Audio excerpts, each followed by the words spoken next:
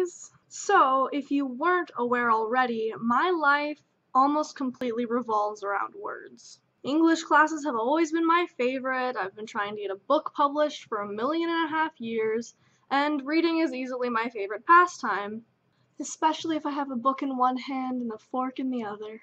So today I give to you the 5 books everyone should read. Number 5. Honestly, this book is so interesting, and there's so much that I could say about it that I'm just gonna read the back and let you understand why it's on this list. In understanding successful people, we have come to focus far too much on their intelligence and ambition and personality traits. Instead, Malcolm Gladwell argues in Outliers, we should look at the world that surrounds the successful, their culture, their family, their generation, and the idiosyncratic experiences of their upbringing. Along the way, Gladwell reveals what the Beatles and Bill Gates have in common, the reason you've never heard of the smartest man in the world, why almost no star hockey players are born in the fall, and why, when it comes to plane crashes, where the pilots are born matters as much as how well they are trained.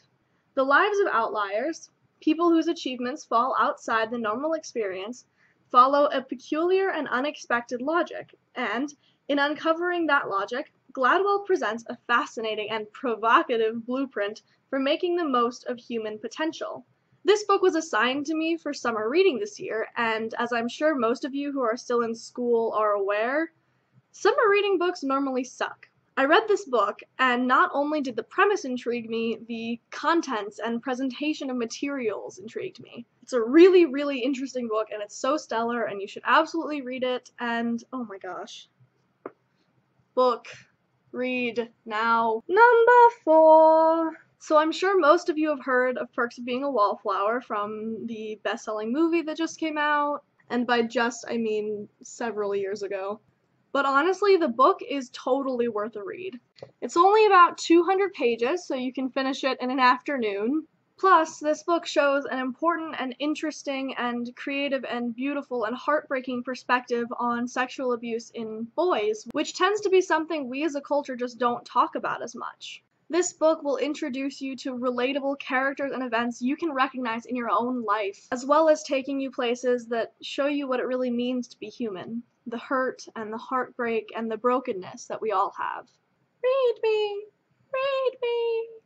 Numero tres! Josh Sundquist, the author of this book, Just Don't Fall, has long been one of my absolute favorite YouTubers and internet personalities. His story is heartbreaking and hilarious and inspiring, and everything that you could look for in a novel. And by novel, I of course mean the absolutely true account of his life.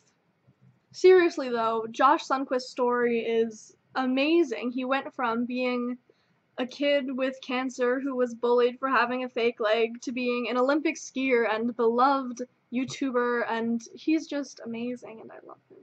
Now we're gonna get down to the books that I'm really, really, really biased towards. Number 2. Honestly, this book has meant so much to me in the past couple of years, it's hard to put everything I feel about it into words. Frankly, I wouldn't recommend this book to everybody because some of the contents are tough to read and hard to comprehend, and they hurt you and they break your heart a little bit. Like, when I first read this book, I started sobbing about halfway through and then was so touched by this book that I wrote a very, very lengthy letter to the author of Forgive Me Leonard Peacock, Matthew Quick. And this letter ultimately resulted in me getting this handwritten note from Matthew Quick and a bunch of signed postcards and such because I just love this book. It's so important. This book is so important. And finally, number 1. I Am the Messenger by Marcus Zusak has been, and I imagine will be, my favorite book for a very, very long time. The only thing that makes this book, my favorite book, truly spectacular is that it's about people who aren't. This book is the story of how every single average person in the entire world can do amazing, changing things for other people. It's the story of an admittedly pathetic 19-year-old cab driver who has no hopes and no aspirations. But it's also the story of the most brilliant and inspiring and extraordinary person you will ever meet. Please, please read this book. For me, for everyone, for yourself. Read it. Read it. Read it. So those were the 5 books that I've read and loved and have been changed by. The books that you should read too. The books that will improve your quality of life by making you laugh and cry and all of the other things books make you feel. So read them. Read them now. Read them whenever you can find them.